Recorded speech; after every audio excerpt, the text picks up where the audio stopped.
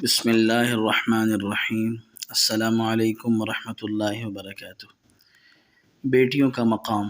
حضور اقدس صلی اللہ علیہ وسلم نے ارشاد فرمایا کہ جس شخص نے اپنی بیٹی کو زندہ دفن نہیں کیا، نہ ہی اس کو ذلیل سمجھا اور نہ ہی بیٹے کو اس پر مقدم کیا، تو ایسے شخص کو اللہ تعالی جنت میں داخل فرمائیں گے۔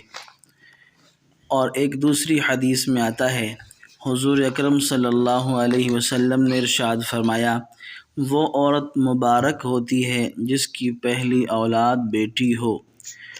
ایک اور حدیث مبارکہ میں آتا ہے، حضور اقدس صلی اللہ علیہ وسلم نے ارشاد فرمایا کہ جس شخص کے ہاں 2 بیٹیاں پیدا ہوئیں اور جب تک وہ اس کے پاس رہیں اس نے ان کے ساتھ بھلائی کی تو یہ اس کو جنت میں لے جائیں گی۔ حضور اقدس صلی اللہ علیہ وسلم نے ارشاد فرمایا کہ جس شخص نے 2 یا 3 بیٹیوں یا 2 یا 3 بہنوں کی پرورش کی یہاں تک کہ وہ بالغ ہو گئیں یا مر گئیں، تو میں اور وہ جنت میں ایسے ہوں گے جس طرح 2 انگلیاں آپس میں ملی ہوئی ہوتی ہیں۔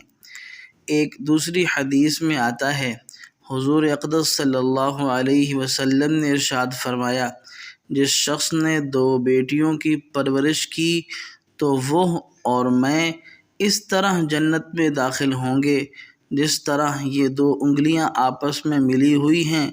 پھر آپ صلی اللہ علیہ وسلم نے دونوں انگلیوں کو ملا کر بھی دکھایا۔